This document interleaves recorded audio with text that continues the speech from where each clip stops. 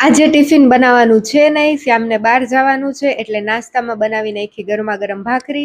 હું રસોડામાં ભાખરી બનાવું છું અને શ્યામ ચા લઈને હોલમાં આવી ગયા છે. હું પછી ડીશ ઘી અને ભાખરી લઈને હોલમાં આવી. શ્યામને આજે ઝી બિઝનેસ જોતા જોતા નાસ્તો કરવો છે અને મમ્મી દહીણું દળવા માટેની તૈયારી કરે છે. કામાક્ષી બેન બહાર છે, હિંડોળે હિચકતા હિચકતા મીઠો ચેવડો ખાય છે. આ ચેવડો તો મને પણ બહુ ભાવે. પછી મમ્મી સીતાફળીમાંથી સીતાફળ તોડી આવ્યા, એમાંથી 2 સીતાફળ તો પક્ષી જ ખાઈ ગયા અને ઘરના રીંગણા પણ થાય છે સરસ, તો એ પણ તોડી આવ્યા. આ તો ખાલી ડાઘ છે, બાકી તો સરસ નીકળે અંદરથી. પછી હું કપડાં ફેરવતી હતી અને જોયું તો પક્ષીએ કામ વધારી દીધું. કામાક્ષી બિચારીની નવી લેગીસ છે અને મને છે ને કપડામાં બહુ ધોણ થાય ને એ ન ગમે. નવા કપડાં તો નવા જ રહેવા જોઈએ ને સ્ટાર્ટિંગમાં, બાકી તો પછી ચાલે. હાલો હવે મારે કામાક્ષી માટે મખાના શેકવાના છે. આજે હું બતાવું કે હું કેમ મખાના વઘારું છું. સૌ પ્રથમ મેં તપેલીમાં ઘી મૂક્યું, ઘી ગરમ થઈ ગયું, પછી એમાં મખાના નાખ્યા, પછી હળદર મીઠું નાખ્યા. આ વખત મીઠું થોડુંક વધારે નાખ્યું કેમ કે ઓલી વખત મખાના વઘાર્યા હતા ને એ થોડાક મોરા રહી ગયા હતા.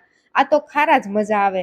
બીજું બધું તો ઠીક, પણ આને શેકવામાં બહુ વાર લાગે, ઘડીકમાં કડક જ ન થાય. હું મખાના શેકું ત્યાં સુધીમાં તમે કમેન્ટ કરીને કહી દો કે તમને મખાના ભાવે છે કે નહીં. લગભગ તો બધાય ના જ પાડશે, એકાદું કોક હશે મારા ને કામાક્ષી જેવું જેને મખાના ભાવતા હશે. 5 થી 7 મિનિટ થઈ ત્યારે પછી મેં ચેક કર્યું. હા, વાંધો નથી, બરાબર શેકાઈ ગયા છે. હજી આમાં મરીનો ભૂકો પણ ન ખાય, પણ કામાક્ષી માટે છે એટલે પ્લેન જ બનાવ્યા છે. અને આજે તો કામાક્ષીને કોઈ મેં મહેંદી કરી દીધી છે. એક છે ઢીંગલી ને એક છે જલપરી. અમે તો બે હસી હસીને ગોટા વરી ગયું. તમને પણ આ મહેંદી જોઈને હસવું આવ્યું હોય તો ચેનલને કરી દેજો સબસ્ક્રાઇબ. મળીએ નેક્સ્ટ વિડીયોમાં. જય સિયારામ.